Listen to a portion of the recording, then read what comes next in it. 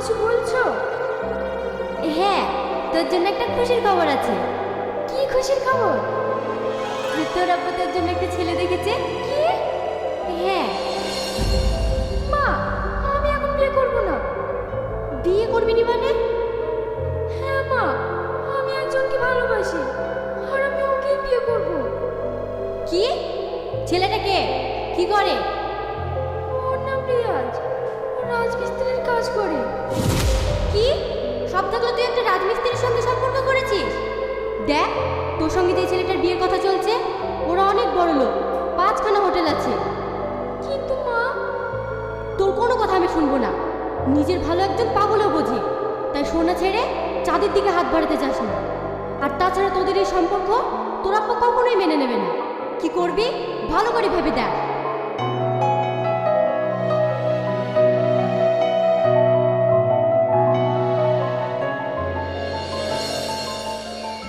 পঞ্চাশ টাকা 11 কোটি, 50 টাকা 11 কোটি, হুলির স্পেশাল অফার 50 টাকা 11 কোটি। কি দাদা লাগবে? না না, আরে দাদা নেন না, একটা কেটে আপনার ভাগ্যটা পরীক্ষা করে দেখুন না। না না, আমার লাগবে না। আরে নে না, তোর 50 টাকা আমার কাছে আছে, তোর ভাগ্যটা পরীক্ষা করে দেখ না। দেন দেন, একটা দেন। এলাম।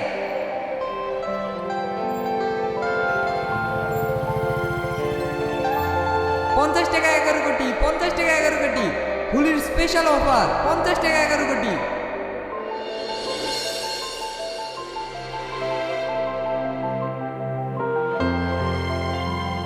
কি রে, আজ সারাদিন কোথায় ছিলি? আমি ওই পাশের বিল্ডিং এ কাজ করছিলাম। কেনে? সকাল থেকে তোর বাড়ি থেকে ফোন করছে। কেনে, কি হয়েছে? তোর মান নেই, তোর মা মারা গেছে।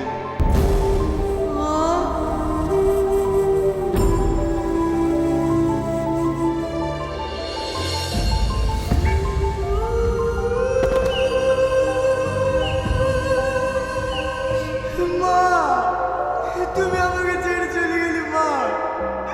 আমি এখন কে নিয়ে থাকবো মা? আমি এখন কাকে মা বলে থাকবো মা?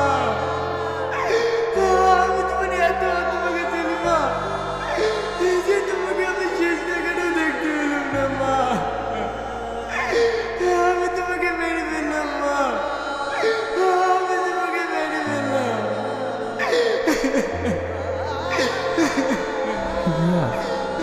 কাঁদিস নি, ও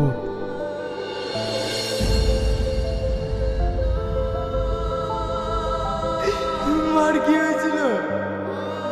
তুই না কাল বিয়ে হয়ে গেছে। হ্যাঁ, এটা শোনার পর চাচা করে ছুটে গিয়েছিল। তারপর তুহিনা, তুহিনা,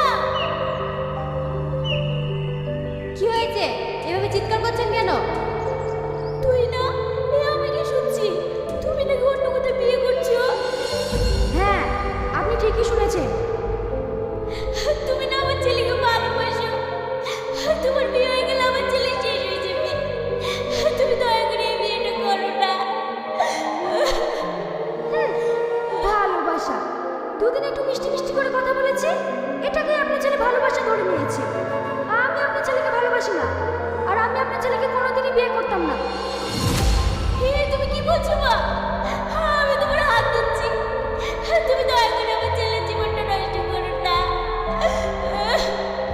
ছাড়ো, দেখুন আমি আপনার ছেলেকে চিনি না, আপনি এক্ষুনি বাড়ি থেকে চলে যান। না মা, তুমি এটা করতে পারো না। এই বুড়ি, শুনতে পেলি না? যাবে না এখান থেকে।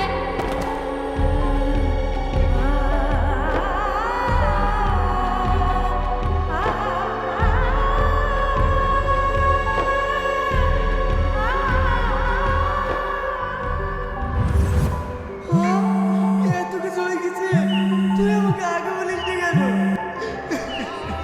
তুই শুধু কষ্ট পাবি বলে চাচি আমাকে বলতে নিষেধ করেছিল।